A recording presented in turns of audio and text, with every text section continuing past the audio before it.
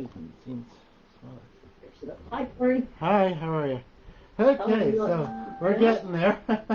So we are indeed. Now I'm just seeing it. I just need to tilt that down. And actually perfect. So I'm trying again a little bit of a different setup. It looks like your camera needs to be a tad lower, and it's not it's catching me not actually as well on the screen as it is on just the webcam. So yeah, So you got back to work and got your phone and yeah, I was confused about the time difference apparently, and then.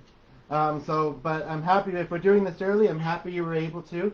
And then I was coming up the stairs with the coffee and almost tripped. Oh dear. But so I've got Glenn, my partner, playing piano downstairs on the big grand. I don't know if you can hear it or not.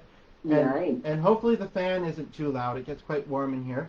But yeah, then the computer was flickering, and then it was just being slow. But now everything is good.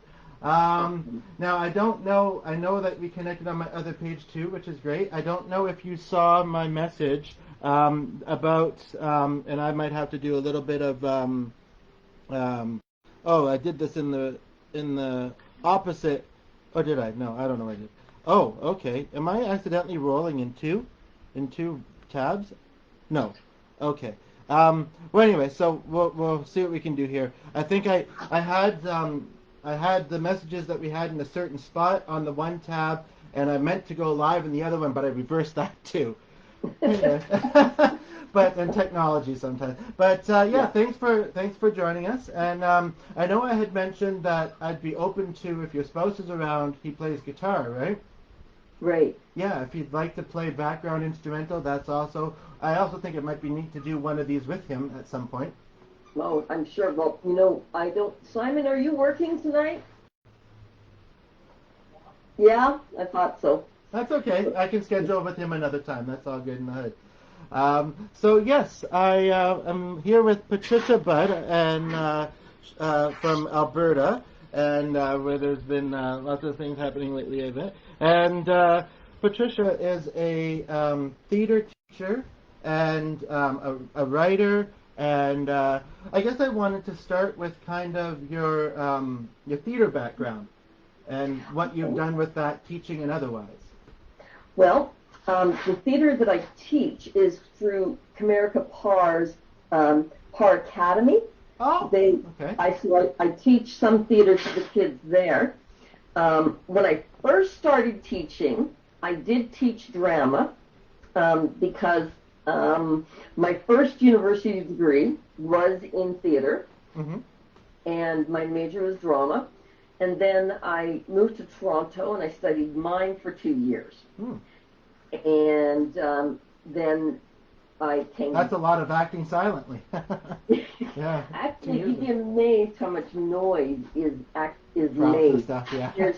There's the silent pantomime, but then there are a wide variety of different miming styles that accommodate voice, not in terms of necessarily the spoken word, but sound. Okay. Okay. I think that the most popular mime I know, and I'm not real familiar with him, is Marcel Marceau, I think. Marcel Marceau, yeah. A Canadian. Yeah, and I don't know how popular even miming is, to be honest. Yeah, maybe he wasn't Canadian. I don't know. Because he was French, I was thinking Quebec, but no, he was from France. Okay. Yeah. Yeah, I can envision the striped shirt and the hat and the makeup, and that's about it. Yeah. I know I've taken some theater, so I know some of the miming, like mirroring of the hands and things like that. Yeah, the hands. Yeah. The approaching and the grabbing, the drinking and that kind of thing, and being in the wall. Yeah. So, yeah, right. Yeah, because I took theater at the university. So, you teach at an academy that she started. Is that what you said, or you did? Comerica and her husband, Michael and Comerica Parr, they have an academy for the vocal arts. This is a plug for them, too. Yeah, that's cool. I didn't know that. Oh, it's fabulous. And they teach singing, and they teach dramatic arts. They teach vocal arts in terms of the speech, poetry recital, one of the things the kids have to do in one of their festivals is a mime piece, and because I studied mime for 2 years, they've had me for at least the last 2 years teaching the kids mime. Okay, cool. But this year they have a group of kids who are writing the Royal Academy Conservatory, Royal Conservatory of Music, I believe that's what it's called. Their kids are writing a literature history test. So Okay. I think I'm hearing the dog with a squeaky toy in the background. Oh, sorry about that. No, it's okay. It's just kind of funny that I picked up on it. This is my little girl, Lady Jane. Yeah, I noticed you have lovely dogs. Some kind of poo mix?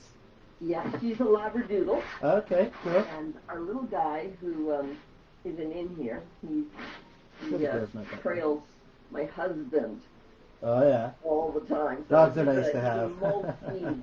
Yeah. Cool. Oh, oh no, I'm thinking of that's a big thing, but I think I'm confusing them. No, it's a little thing. Yeah, because I saw the pictures. Yeah. Anyway, cool. So, yeah, Kamerica, I was talking with her a little bit today actually, and I was saying to her that, and we'll probably be about an hour approximately. Anyway, I was saying to her, what was the name of the school that she taught at in Amherstburg? Because as a kid, I'm in my 30s now, but as a kid, I was I was in one of her productions.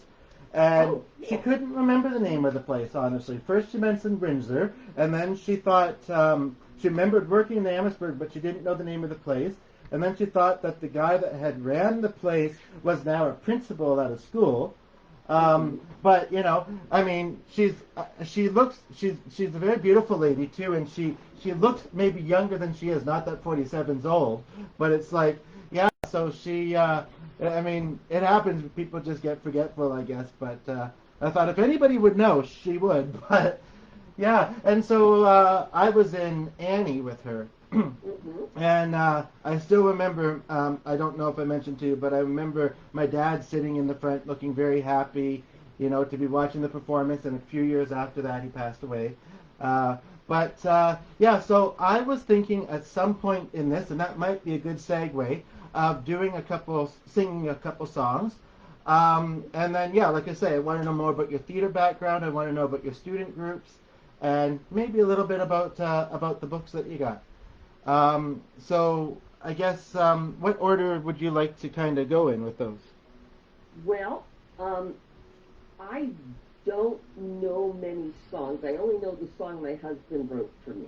And even then, I don't think I can remember the whole thing. Nice to even write songs together. I keep meaning to try that out. Yeah. Okay. Well, but I mean, you know, it was interesting when you said that you don't as much sing, but you do theater. And you mentioned Joseph, and it's funny. I was singing songs from that a week or two ago, and you mentioned Guys and Dolls. I'm not too familiar with. I've heard of, but that's about it. Yeah. But yeah. Lady Tonight. Oh, okay, that's the one I know. That's where that one comes from. And in Guys and Dolls, in Joseph, I was Mrs. Potiphar. Okay. The Egyptian minister's slutty wife who tries to seduce Joseph. Okay. Yeah, it's been so long since I've even seen either of those. I more so remember the music from them, and they got great music and nice costumes. I know these are the fun things about theater, right? But yeah, and of course with the pandemic, you know, that's changed things a bit, unfortunately. But so you, at first I thought you taught at a university, but you teach at a high school. Is that right? Yes. Okay. Yes. And I'm actually an English teacher at the high school. Okay.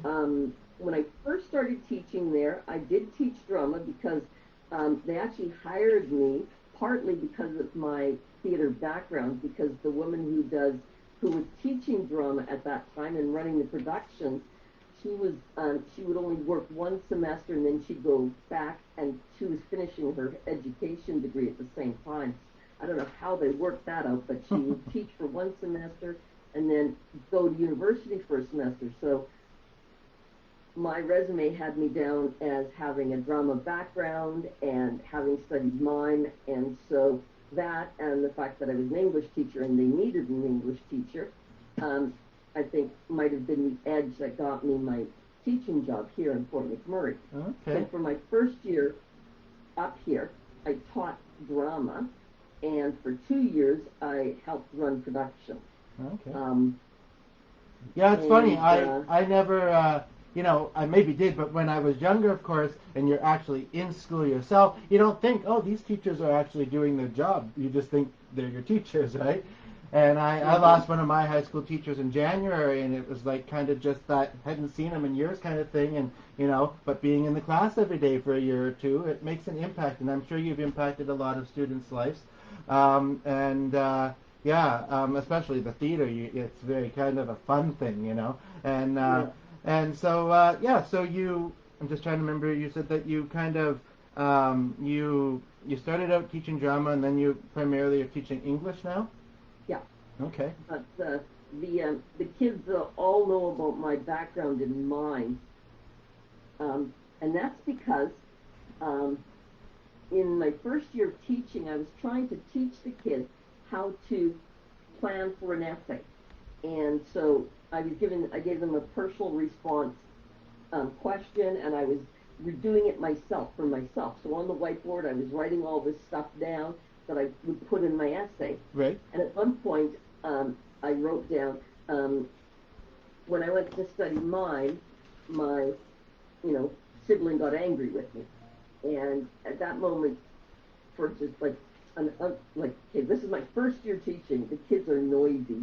There's no discipline in the classroom is really hard to acquire in your first year. So Especially if they think they're going to be acting and doing, yeah, and singing and stuff. yeah. So I write this, and I talk while I'm writing it, and I say this, and suddenly Yeah, the classroom goes quiet, and I've got my back to them, and I'm going, oh no, what just happened? I just did an oh no a moment ago actually because, like I say, I accidentally opened the live stream thing in two tabs, and so I looked at one and I'm like, this isn't even recording, and then I closed that one. And it was like, oh good, this one is, and we're 15 minutes. So yeah, so kind of working with the students and kind of keeping them kind of focused on the Well, learning amongst the fun. Yeah. what they did was they heard me say I studied mime, Okay. and they went dead silent, and I turned around, and it was like, what's wrong? And then all of a sudden, the chorus of voices piped up. That's not You studied fair. mime. You studied mime. Oh my God! Where did you study mime? You studied mime. Mime for us. Mime for us. Mime for us. I don't hear it often. Yeah. Yeah. And so I said, okay, fine, fine. I'll do a little mime show for you guys. And I did. And then, and one of the things that I did in this mime show was a gorilla routine. I saw a bit of a And video of that. I think that yeah, was recent. it's kind of I think. ironic that that video went viral. So anyway, the kids told all of the other kids in the school, and every other class that semester insisted that I perform for them. And then the next semester, so this is my first semester of teaching within 1 month of being there. The next semester, every single class insisted I perform for them. And that has happened every single year that I have taught at that school. So it's 7 times a year for 29 years. And kids, like 29 years ago, these kids weren't even born when I first did the gorilla. And these kids still know. They're being told by everyone around them, don't forget to ask Mrs. Budd to do the gorilla for you. See, so you are leaving that legacy, like I mentioned, yeah, and yeah, you too. You have a great last name with Bud. The guy I was talking to a few days ago, I did one with was Best, and it was a rescheduling with both of you, but still the order was Best Bud, and I thought that was cute. Right on. Yeah. So some people may know you for your books. Like I said, I want to talk about that too. Just trying to think if there's any other theater questions.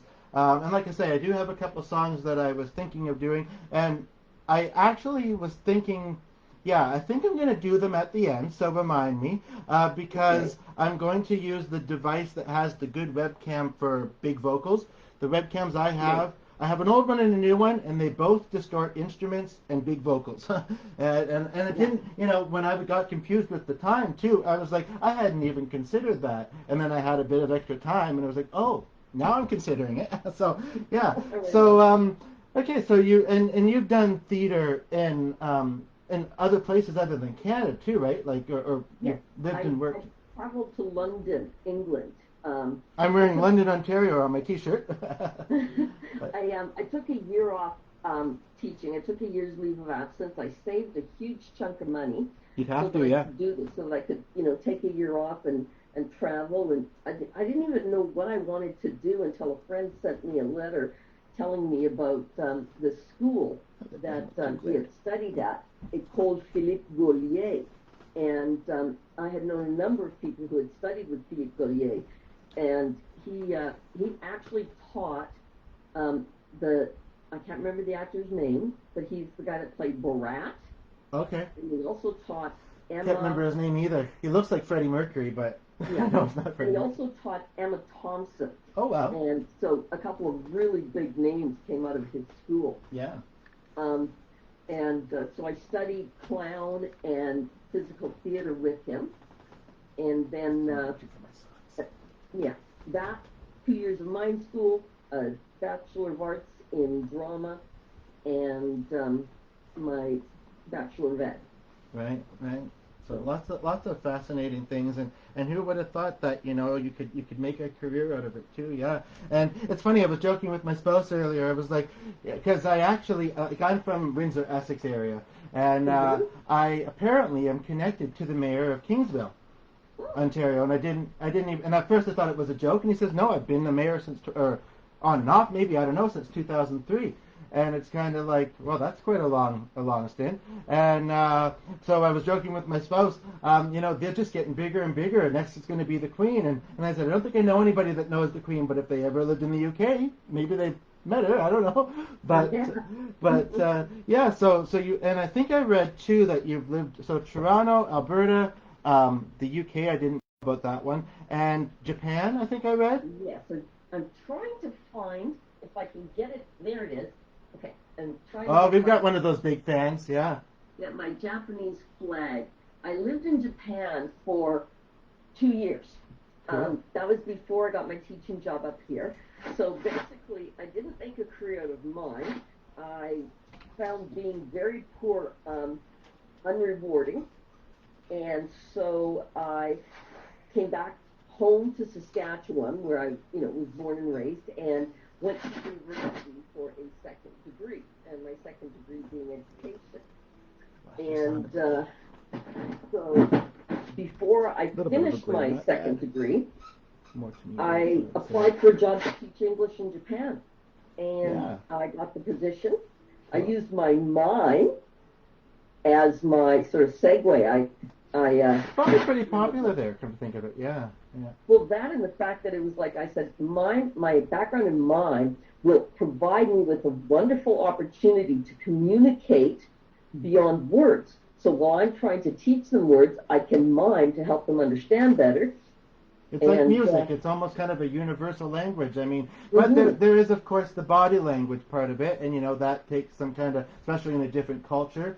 I don't fully believe that body language always means what people think it means. Sometimes people we don't know how to read it anymore. Right. Well, and there's maybe no right way. I mean, in a lot of instances. I mean, I remember I was at a mall back in the day when malls were a thing, and there was a guy of Asian background, and he was asking me for directions to something, and I guess I shifted onto my other leg, and he's like, "Oh, I'm so sorry if I'm taking your time." I was like, "No, I'm just moving," kind of thing. Yeah. But then you see, there are different meanings in different cultures. Yeah. When I was living in Japan, it's like sign language. One of the things I discovered was how so many things that we take for granted as what's right and what's wrong.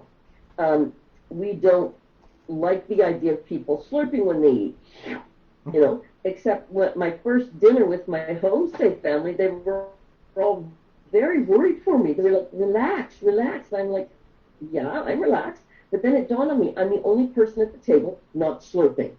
Once I started to slurp. Well, you got it with the long noodles and the chopsticks, right? It's kind of, if you don't do it, you're going to drop it kind of thing, yeah. I didn't expect to talk so much about miming, but this is cool. Another thing is they don't like the sound of blowing your nose. Okay. They consider that to be an offensive noise. But it's necessary. Sniffing is a very commonplace thing. And so it's interesting because we don't like the sound of people sniffing. Right. Come on, blow your nose. Here's a Kleenex. Blow your nose. Yeah. But in Japan, to blow your nose in public is actually rude. So I found that fascinating. Yeah. Now you were just showing before I forget, and I think I've got enough cord to work with here. You were showing your fans. Now I'm realizing that we have a fan kind of like that, but it's downstairs. My spouse is not really, and even me, I mostly haven't been able to afford traveling much, but put it into the savings, and if we ever can one day again, it'll be hoping Ireland and BC. But anyway, we do Oh. have something and I've never been to either. I'm more Scottish in background, but I've been at the BC airport on the way to Australia. But uh, Mhm. but anyway, so and it's funny because Opera House and somebody was mentioning that they'd seen Comerica at the Windsor Light Symphony, and I think I remember that too. And my mother was telling me today I sang the anthem at a naval thing that she brought the people from Annie to. I kind of remember that, but anyway, we have this. I don't know if you and yeah, whoops. I don't know what Oh you call. yeah, It's like a those are stream, but it's not a beautiful. full length. And then we have the Yeah. singing bowls that my spouse sells. We have a basement full of them, and then more. and yeah, so whoops, there we go. And yeah, so that's cool. It's interesting the things that you can learn from other cultures and that you can teach Mhm. them too. And Mhm. yeah, so I know we've mentioned kind of the theater stuff and I've mentioned Comerica a couple times, and I know that you're probably closer with her than me, but it's so nice because I've been able to reconnect with her in the past Mhm. 2 or 3 years, maybe, and that. So I would kind of like to sing a couple tunes, Mhm. and then we can talk about the student groups and the books and that. And in the meantime, while you're listening, Sure. if you're able to on your screen, if you'd like to see what I was sending you in the other profile, I sent some sample questions on the one you just added me Yes. on. Yeah, and in case there's anything we maybe Wonderful. missed. So I'm going to start with a song called Maybe that was in Annie, which, as I mentioned, our mutual put on a production back in the 90s. Mhm. Yeah, and so I was a child then. And I found a version. I think I'm even actually going to bring up the video on the screen. I'm just looking where I'm sitting, and it's getting us all really good on the camera. It looks like there's a bit of a glare, but when I lean forward, it doesn't even mess with the light because I have the lamp on now, and it doesn't look like it's a glare, so that's good. I'm going to be singing this with their siblings, I believe, and I found this a while ago. I'm glad I took a moment to kind of listen to it again before we kind of started this tonight because they have really nice harmonies. It's a really nice arrangement, and because it's not the original, I think that I'm okay singing with it. So it's by the Bomb Parts family, and yeah. Maybe now it's time, or maybe when I wake, there be a calling me, baby, maybe. Hopefully webcam's getting me good. Maybe rich, bet you see slows. Maybe she's made me a closet of clothes. Maybe they're as straight as a line. Don't really care as long as they're mine. So maybe now this prayer's the last one of its kind. Won't you please come get your baby? Maybe. Maybe she's lost, maybe she's making a closet of clothes. Straight as a line, don't really care as long as they're mine. So maybe now this prayer's the last one of its kind. Won't you please come get your baby? Maybe. Yeah. So I noticed, I wasn't sure, like, I remembered kind of partway through that song that I was going to turn on the better webcam for the music, so I wasn't sure how that would pick up on the webcam that we're doing the call in, but you were smiling, you had your eyes closed, you were really absorbing it, and I'm thinking that it picked up pretty good. It's a beautiful song. Yeah, yeah. You have a very nice voice. Oh, thank you. Yeah, I guess I've been using it, for singing, especially since I was, pretty young, and my musical influences. When I think about it, I hadn't really thought about it much. I'm just trying to get the now that I'm using the cell phone too. And the good thing is that I've noticed on computers, live streaming doesn't always show the comment section during, but on the cell Hmm. phone it does. And my spouse will need their phone soon, but they have another device too. And so I'm thinking it might be good for that too. But maybe I'll just record the screen this way because it's not cropping very well the other way. Yeah, so my musical influences I would say are Mrs. Reeve. She was from Ontario area. She worked in my elementary school and she was a tutor. And Hmm. then Kamerica, I would say, is probably one of them too. And I feel like there's my music therapist. Yeah. So like I say, you never know the kind of the influence that you're having. Um, I do have one other song prepared, but I also want to get back to kind of asking you some stuff. So I want to talk about. I think this is a pretty neat topic. I want to talk about the student groups that you have. There's Okay. one particular that I know about, but I don't know if there's more than one, and I don't know if you've been doing them since the pandemic. So if you could tell the viewers a bit about that. Well, I have been I've been the teacher supervisor for my high school's GSA since 2015. Um, Okay, that for is many years, like I've been trying to get some kind of support group for our LGBT students oh since he's still not playing my piano. first year of teaching, because I knew better than to ask Tackle for that. anything for that when I until I got my contract. Right. But then once I got my contract, I queried every principal, Query. um, asking them, like, can I set up some kind of a support group for our, gay and lesbian students?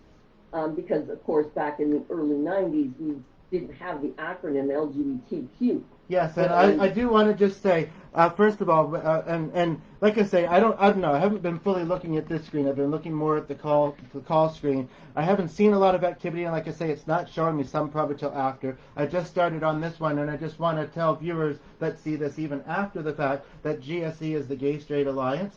I do think that it's really good that you're using the full acronym though, because as someone that's in the middle of those two, we want to be included too, right?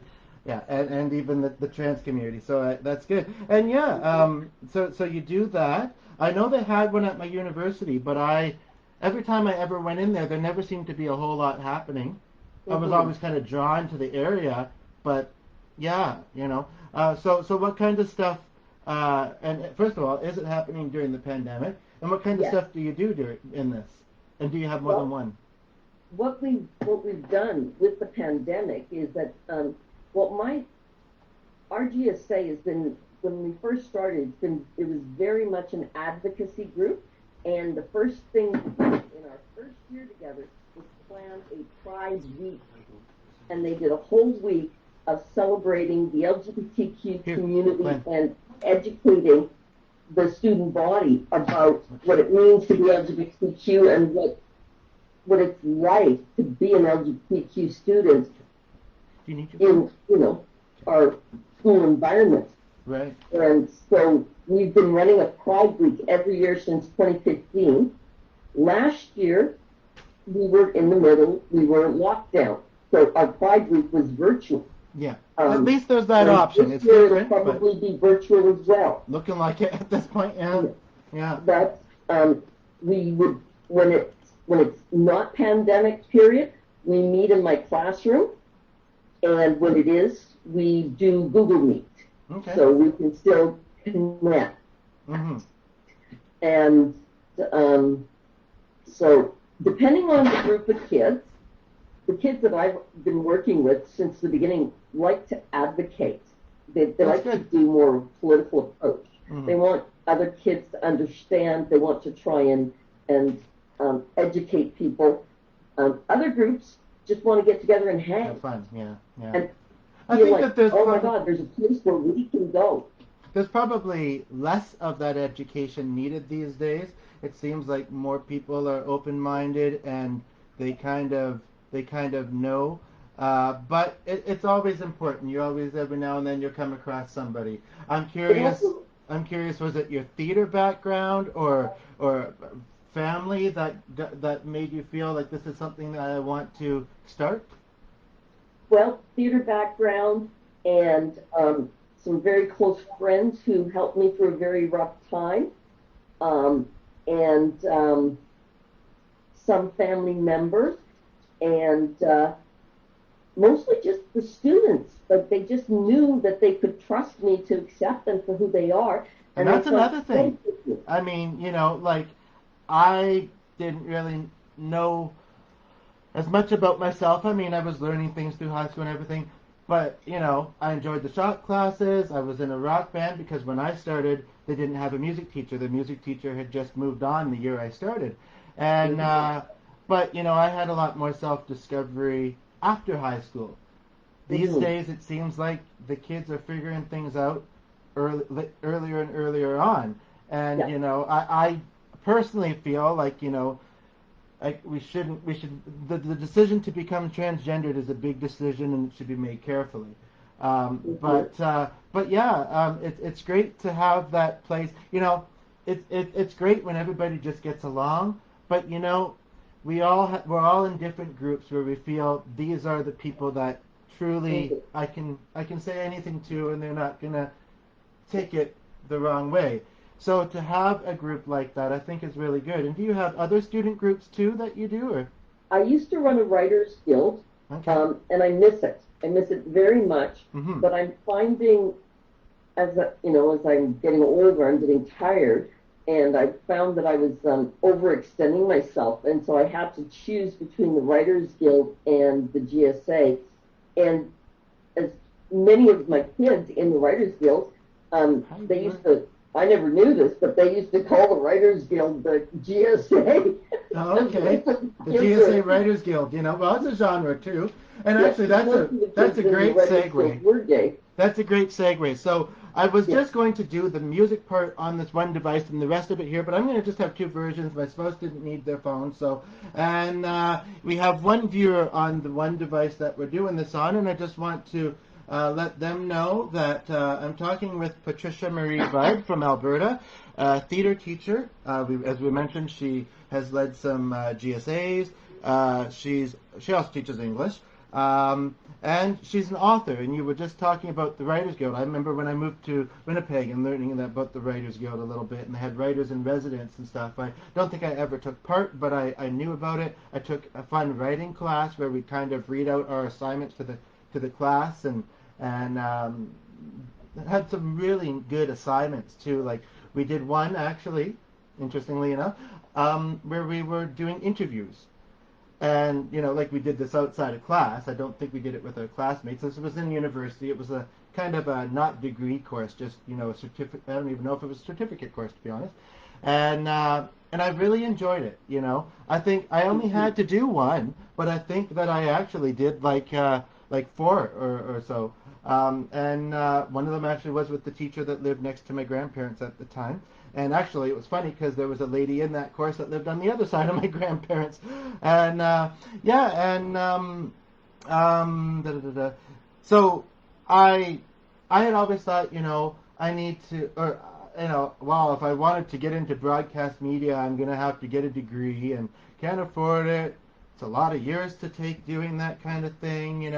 And I did take theater and psychology, and then it was kind of like, I don't know. I kind of just one day, me and my spouse were talking about a friend of theirs, and questions were coming to my mind. I thought, I want to ask this guy some questions.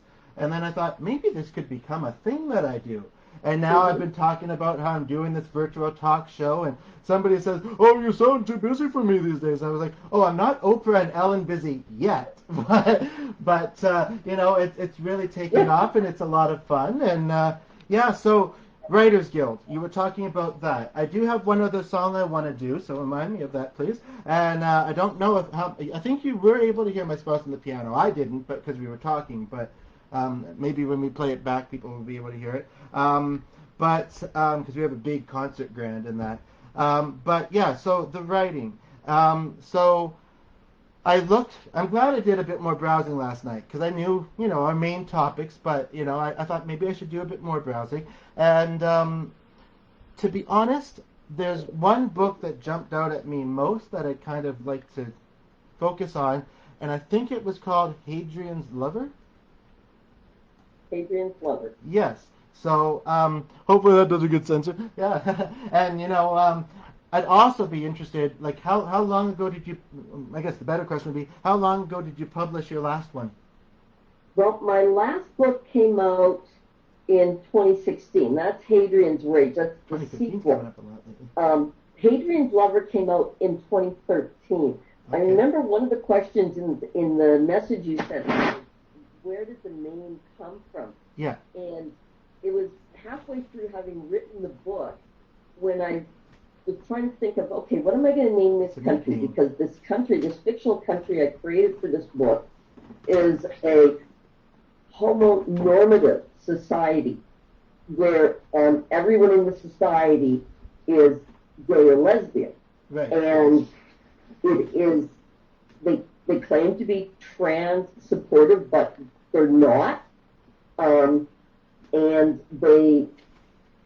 they're not, they claim to be bi supportive, but they're not, because they are very much, it's the whole concept of the world's population exploding to such a degree that the founders of Hadrian were looking for the most humane way to control human population. And far better to, choose homosexual lifestyle than to choose a plague to rid the planet of people. So they have a one-child law, slightly different from the Chinese one-child law, and in this world, heterosexuality is illegal. Okay. Whoops. So it follows the journey of a 16-year-old boy who is hiding his sexual identity, because if people find out he's straight, he would be treated the way we treat gay men and women in society. And you did mention earlier that, yes, a lot of progress has been made. Same with gender equality in general, We've had a real backslide in Alberta with the switchover of government. Can't be as bad as the States. I'm not a UCP fan, the United Conservative Party. They have actually, much like how Trump opened up the door for more racist attitudes, they are very much, for the most part, anti-LGBTQ. And I have been dealing with issues in the classroom again since the UCP government has come into play, with kids being very vocally rude towards the LGBT community. I haven't seen that for a long time. Yeah, I think maybe it's more of a, I don't know, I almost kind of think maybe it's more of a school thing. They feel like, well, someone's got to be a bully, so let's let it be us kind of thing. I don't know, because, like I say, I really lucked out, but then again, for the most part, not that it's not normal, that's the wrong word, but I was I didn't have anything really about me that stood out. Right. But yeah, so that's pretty cool. I know we have a viewer on this screen. I got this situated better because I thought it was recording this one good, but I think this is probably better even though it can't see me. So to our viewer, we will be posting this on, you might post it on your page. I'm going to post it on one or both of mine. Glenn might post it. Well, this is, yeah. So, well, I'll kind of say the outro and include some of that stuff. But yeah, so I'm actually working on a book as well. Right on. Yeah, it was kind of interesting. As you may know, I am a podcaster, like even before doing this project. And then one day I was doing one, and actually my first guest, it's funny, my first two guests were both named Diane, and the first one, who I noticed actually just made a post right before we started tonight, and I'm glad that I had my laptop fully charged earlier when I was prepared, and then it was low, but now it's charging and it's good. So I was podcasting, and I don't remember what I was podcasting about, but I thought that the comment that I got was kind of random. She said, you should write a book for kids, and she specifically said grade 6. Now, she's a teacher, but she teaches the older grades, I believe I confirmed after, And I thought, and I'm trying not to make this too much about me, but anyway, I thought that, that was such a specific suggestion, and she didn't know this about me, come to think of it either. But I thought, what do I connect grade 6 with? Well, a couple things. I mean, the biggest one was my dad passing away when I was in that grade. But I mean, it was kind of, when I think about it now, and it took me a long time to kind of put this together, the teacher that I had was also having a baby, so there was birth and there was death in that same year, and or passing away, as we may say. And so, I thought maybe I'll do one about grief, but it's a heavy topic, right? I thought if I keep it for primarily kids, that's simple and achievable. But then I've been going through some stuff recently and just in my lifetime that, I could certainly do a lot more with the topic. And then not long after that, I got the idea to do these virtual talk show things. And I've been just kind of really focused on that. I'm having a hard time juggling both, to be honest. Yeah. I've got the concept and some ideas. And so that's why I asked when you did your most recent one, because one thing I will have to figure out, I know that I've heard of a website called Lulu, and they are very kind of, well, do it how you want to do it, even if it's not like the usual way that, and I don't know how things are published these days. Like, I mean, no, there's been e-books for whatever they call them for a long time, but are bookstores even open these days? Yes, bookstores are open. Okay. And I still personally prefer a good paperback. Yeah. But publishing it depends on how you want to go about it. There is the conventional publishing route, and that's very hard to get into. It usually requires you to get a literary agent, so you have to lure the literary agent, who will then help you lure a publisher. And I was trying, for my first novel, that's what I was trying to do. I was trying to get myself a conventional publisher, and after a year, now it's not that I give up easily, but I looked in the mirror and I saw all my gray hair and I thought, this is going to take a really long time the conventional way, and I would like to see my book published before I'm dead. So I decided. And people die at all ages, but I understand what you're. Yeah. Okay. So I've gone the self-published route, Mm-hmm. but it's expensive. Even that way, you'd think it was cheaper. Well, no, but yes, except it's not, because you see, I'm very fastidious. I'm a high school English teacher to begin with, so there's no way in hell I'm putting out a book that is littered with errors. Yeah. And the reality is, when you've written like 350,000 words, you've made mistakes.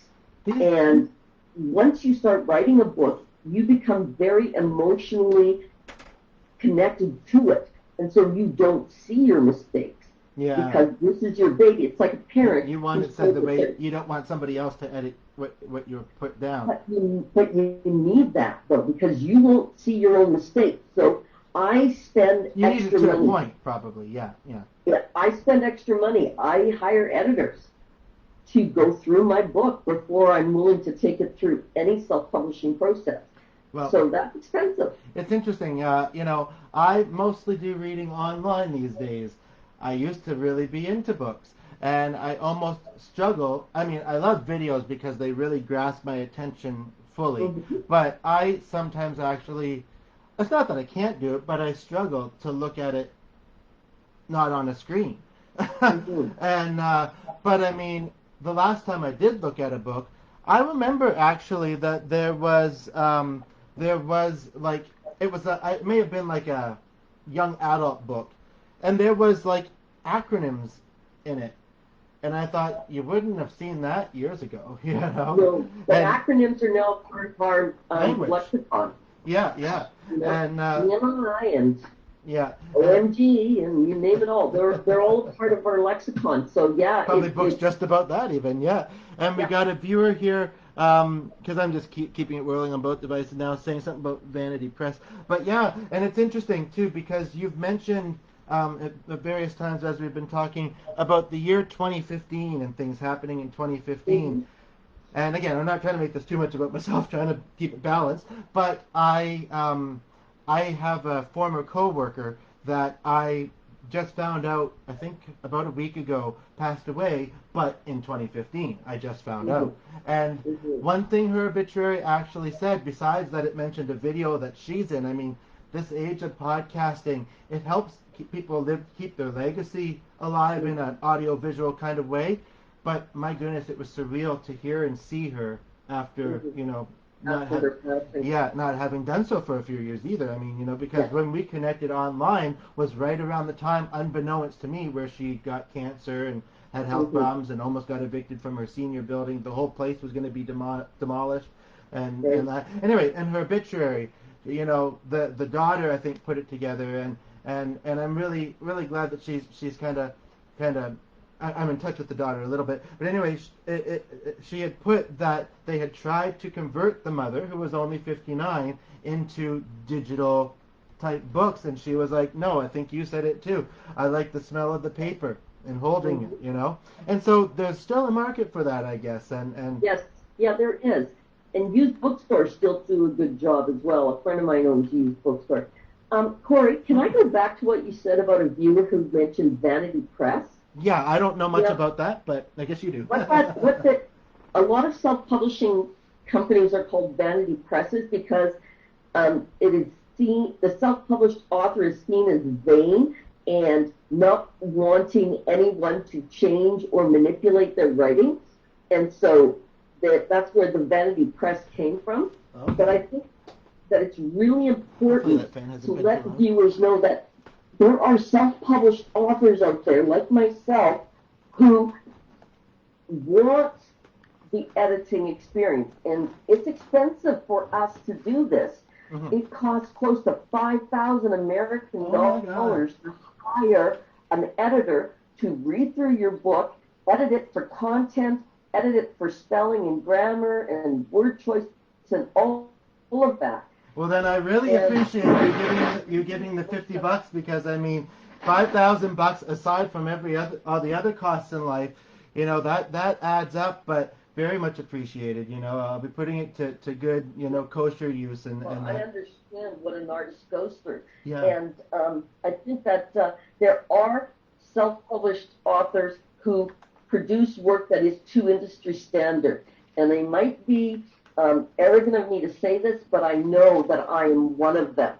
And I mean, my reviews have been like for Hadrian's Lover, one of my reviews referred to it as Fascinating.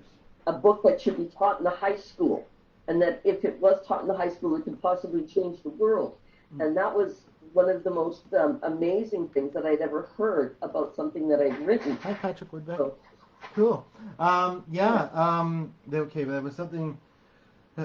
Oh, right. So yeah, I totally understand what you're saying about why you would choose to pick an editor, and a lot of people they read so fast they wouldn't catch those little things anyway. I don't know. With my project, I kind of thought well, it's kind of new to me anyway, but I kind of thought I'm just gonna do it because to be quite honest, I've been in a rut in my life, Mm-hmm. and I just wanted to have a success, Yes. and to making money from it. That's also great. But then, like I say, this other idea came, that doing these talk show things, and I've been focusing more on that. Yeah, I was going to obviously be more careful than I've ever been when I tried to, put it all together, and I was going to try and keep it simple. But now I'm not going to say that it's not a project I'm working on. It's just not one that I'm focusing on. Mm-hmm. But I do intend to get back to that. Now, we have another viewer that just came in, Patrick Woodbeck, who is a Rainbow Minister, actually. Very ironic because that's what his name was. I haven't talked with him in a while, but Joe Menard. Oh, Joe.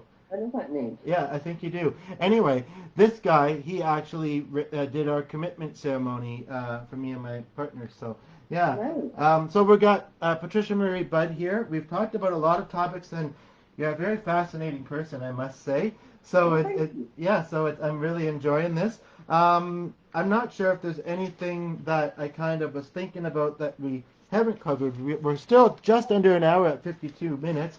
But I think we've certainly, as to be expected, covered some things I didn't expect to. Now, like I said, I did have one other song that I did kind of pre-plan, and if you have a song request, whether it be from Joseph or something else, that would be great. This song that I think I'm going to do now, while I still have a voice, is from Aladdin, and I don't know if it is a new version of it or not, because I never knew this song from the movie. But a while back, it's a bit of a trigger, because a while back I had auditioned for it, and I came across this song, and it was, come to think of it a bit more in depth than I have recently, it was kind of funny because we had to have a monologue and a song, and I found this song, and I probably had it pretty decent pretty quickly, even though it was a new song to me, because I was watching the karaoke and that. But it wasn't until the last minute when I kind of whipped together the monologue part. And it had a lot of slang in it, and I followed it by paper, and I knew that I didn't need to follow the song on paper, but because I followed the other thing on paper, I followed them both. And it was weird too, because I've also auditioned for Canadian Idol, but that's a process that doesn't even look like what's on TV. Anyway, but it was so weird because obviously I don't even know if they did put it on. I meant to look at their website recently to see what I could find, but I didn't actually get there yet. But I was the only person, when we showed up, it was kind of a small building, and I was the only one there, and it was really weird, and so they took me in right away. Obviously, if it did happen, other people showed up after, but, and it wasn't a time slot thing either, that I recall. So I did this song, and I sang it for someone else earlier today. I realized that it sounds like a song that you would sing to your parents, or to parents, but, and I realized that when I was singing it to someone earlier, but, I'm going to do a bit of that, I think, because, I think that, I remember when I did the audition, I was thinking about my mother outside the doors, and probably my father too, and it's called Proud of Your Boy. And I think this venture that I'm doing, I think that my dad would be proud. So, yes, so I'm going to do that, and after advertisement. Expert trainers that make hard work fun. Bike start at 60. There we go. Kind of got some interesting slang in it too, but. Proud of your boy, I'll make you proud of your boy. I can't believe me as bad as I've been. You're in for a pleasant surprise. Getting all angles here. I've wasted time, I've wasted me. Some say I'm slow for my age, a late bloomer, okay, I'd agree. But I've been one rotten kid, some sun, some pride, and some joy. But I'll get over these lost enough messing up through enough times. And see, now comes the better part. Someone's gonna make you cross this foolish heart. Make good and finally make you proud of your boy. Oops, that's a bit loud. Sorry about that. Tell me that I've been a louse and a loafer. You won't get a fight here, no ma'am. Say I'm a gold breaker, goof off, no good, but that couldn't be all that I am. Water flows under the bridge, let it pass, let it go. There's no good reason why you should believe me, not yet.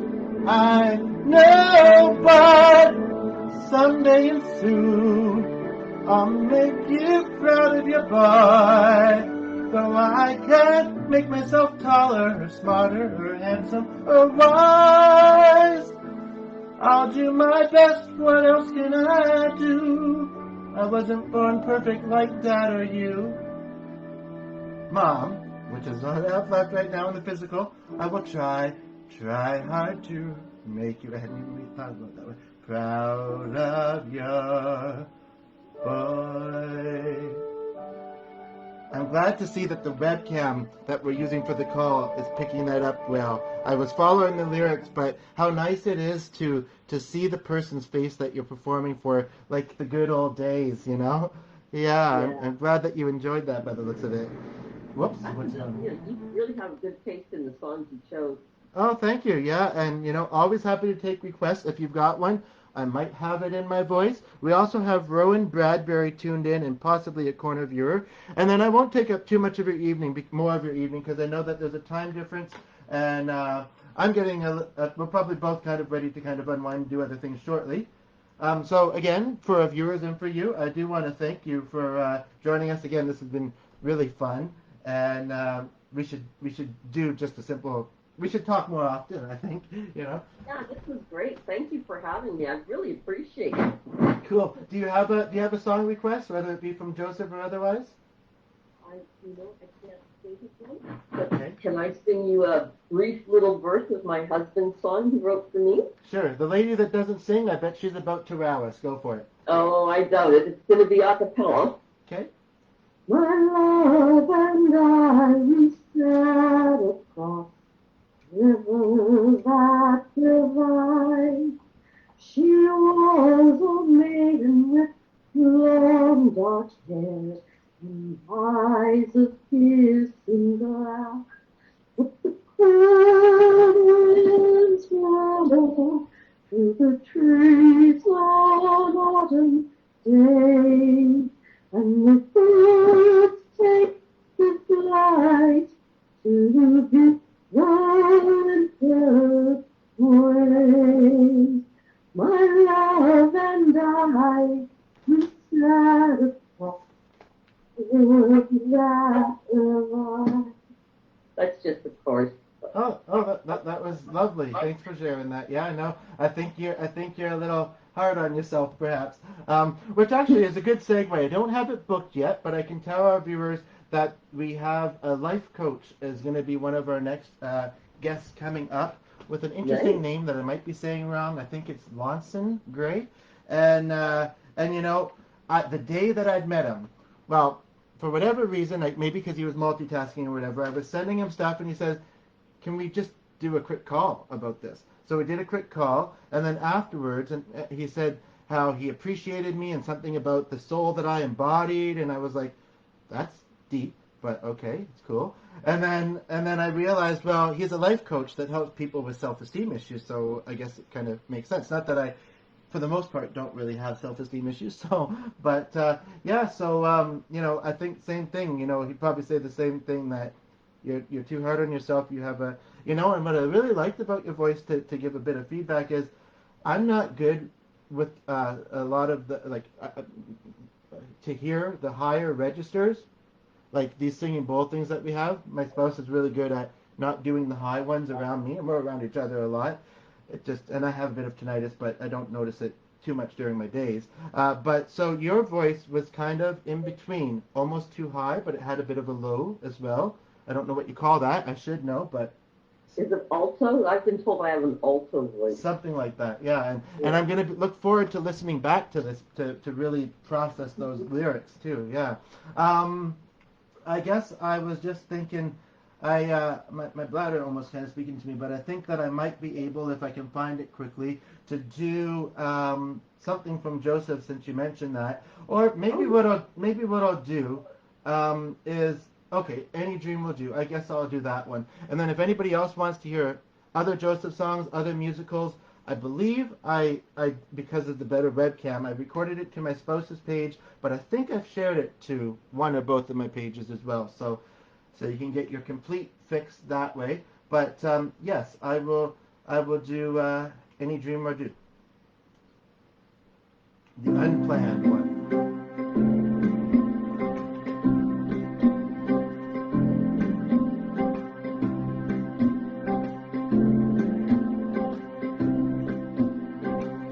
I closed my eyes, drew back the curtain to see for certain what I thought I knew from far away.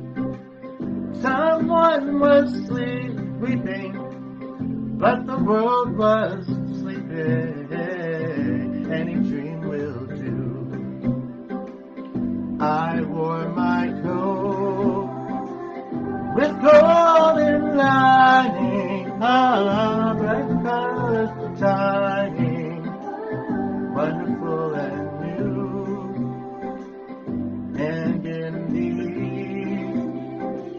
backing track. The dawn was breaking, oh, and the world was waking. Any dream will do.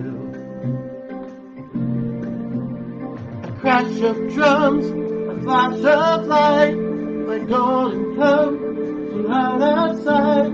The colors faded into darkness. I was left alone. May I return to the beginning. The light is dimming, and the dream is too. And the world and I, we are still waiting, still just hesitating. Any dream will do. I'm gonna let that just fade because it's pretty much just repetitive at that point, I think. Yeah. Brought back some memories, man. Did it? Oh, me too. Yeah. I saw it once, but of course you were in it. You know, what I'm going to do is, and I've got you kind of, well, now I don't need the other window, so I'm going to make it even more full screen. And I know our waters are both getting low. Yours is a bit lower than mine, I think. But so now we've got even fuller on the screen here. I'm going to quickly go to the washroom, but I'll be able to see this when we play back. And that's actually something that I also would like to kind of quickly talk about, and the viewers can be watching it as well. Your experience being in Joseph, I'm guessing those are the memories that you were referring to. Yeah. Yeah, I had a mentor when I was young that brought me to I don't know, I can't remember what other musicals, but Joseph was one of them. And yeah, I actually kind of, well, we got to see her a couple of summers ago, and I also, and she's older. I luckily haven't found any bad news online about her, so that's good. But I remember when my dad passed and she came to hug mother and that, so it's kind of got a bit of a sad and a happy memory for me. But yeah, it's anyway. So I'll let you kind of talk about your experiences being in Joseph, and I'll be right back with you. Whoops. Okay. Well, I had a really fun part in Joseph. I was Mrs. Potiphar, and she was the Egyptian minister's wife who was attempting to seduce Joseph. And there's a lovely scene where I rip off part of Joseph's clothes on stage, leaving him sort of vulnerable. And it was just very fun. I also got to play a cow, a singing cow in Joseph. I was in the chorus mostly. Funny though, I'm not much of a singer or a dancer, so it's bizarre that I was actually in a musical at all. But I was in two, Okay. and but I never could ever fully get the proper dance moves. Like I learned them, I practiced them, I did everything I could to get those dance moves, and inevitably I always screwed up at least once every night. Okay, well, once is not bad. 2 out of 3 ain't bad even. I always wanted to be Cory the choreographer. Yeah, my focus wasn't in it, but I'm okay. It's one of those feelings that kind of disappeared. But and unfortunately, luckily I am recording this on this device, because the one that I was doing using primarily for the music, as I handed it back to my spouse, who's going to need it for a group that we're in called SDF. An performers group that started since the pandemic. When I handed it back, something popped up, and when I tried to get rid of it, it said start live stream. So I was like, oh, so then I don't know if that version posted, but we have another version. And like I say, it seemed like, well, which webcam I'm using? I think actually I'm using the one that's a little bit better with music on the one that's recording this, so that works. That worked out great.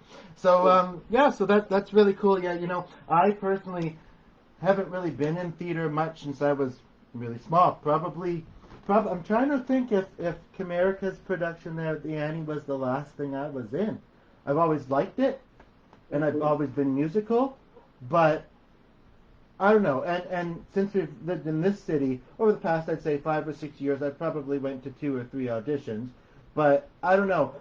You were talking about how you struggle kind of getting the dance step down. Well, they say that my dad and my spouse has a fitness dance routine they do every day, a couple times, 2 or 3 times, and that's the same shape. And I know that you do like some fitness in that, but apparently they always used to tell my dad he had 2 left feet. He passed when I was young, so I can't completely verify that. But I always worried about memorizing. So, but yeah, where was I going with that? Yeah, I always kind of worried about, if I was to get back into it, like, could I actually memorize lines? And of course, there's techniques, in that. But the dancing, it's kind of funny. I have 2 other kind of Ontario, you know, but we got to make do with what we can do, I guess, and be thankful for that. And yeah, so the internet is just great. The people that it brings together, because to be honest, well, I've been to Alberta a little bit when I was young, but it's been a long time. Yeah, it's really amazing the people it brings together, and so I'm really glad to have met you, because we've been connected to each other for a long time, but we haven't talked all that often. This is the most in-depth talk as of recently, this and the preparation that we've had, and yeah, I'm glad we both enjoyed it. Thanks for taking the time this evening, and it's probably getting late. The best kind. No, just kidding. We're not that superficial. But no, just as you were speaking, and I didn't know where I was hearing it on the screen or where, but the phone rang. But it was for my spouse, so it's all good. I think it was a customer for these meditation bowls, and if you'd like one, I think my spouse even said that for my guests, I guess paying or not, they could get a discount on one of these if you desired. We have all types, and here in Winnipeg, we're probably one of the best places to get them at. Been collecting them my spouse has been collecting them for a few years, and I think before I came into the picture, I think it was maybe kind of filling a void a little bit because they were a widow and that, and really likes the things too. And I'm a little overwhelmed by the number of them sometimes, but some of them are nice, and some of them have carvings in them, but those are the more high end, and yeah. So and I'm glad you got a chance to do that plug there, and yeah. But technically, I just didn't want to miss it in case they didn't leave a voicemail. But technically, I think we've kind of come to the end of our podcast show tonight. Yes, mention to your husband, Simon Budd. I thought I found his YouTube tonight, and I commented on it, but the guy had an American flag on the near the counter. It wouldn't be Simon. Yeah, I said unless you guys are dual citizens, these ones are Canadians. But I did find some stuff with it, and the weird thing is I thought they looked a bit alike too, because I know that there was there was a playlist, because when I searched you, and there was a Shaw channel. And I definitely think I did find them, but not tonight. It was the other night. But yeah, if you can let him know that I'd like to do one of these with him, being a guitar player, and also I'm curious to see I don't know if he can do this in his shop or how that would work, but to see the process of it. Like I was watching a video earlier tonight about a glass guitar, and they showed a little bit about how that was made. And actually, in our city, it reminded me of, but yeah. So, and I remember in high school, I was not in the class with the person who made this, but there was somebody that started to make a guitar in the woodworking class. Oh, cool. Yeah, I don't know if they ever completed it, and I don't know who it was or whatever. And that I'm not really good at a lot of the trades. I like to cook, and construction I was decent at. I wasn't the best in the class. But I always liked it, and that was the class where, when we didn't have a music teacher, the teacher of the construction class actually said to a few of us, and I didn't know about it at first, she says, well, do you want to put together a little rock band, and we can do the talent shows and fashion shows and jam on the lunch breaks and all that? And so that was a good memory of my high school days. And it's kind of funny because he has a kind of, I would say, unique last name. It sounds like a word/animal, all of them, basically. And we know a local guy that does theater. His daughter, I believe, at one point had a costume place where they would do children's parties and stuff. And it was very close to where my mother lived. And he did a production of Annie actually in the 80s too. Yeah, yeah. So it's interesting that this world's full of lots of cool things, isn't it? It is. Yeah. It really is. But yeah, so as far as next week, like I say, have that one guy. We haven't decided today, and he's quite busy with work. But and I have one tomorrow. But I don't have a lot booked up yet. This is still a new venture, and I'm still kind of working on that. So yeah, whenever he's, have him send me a message, and yeah, it'd be cool. Okay. Okay, have a good night. Thank you again. Thank you. Bye bye.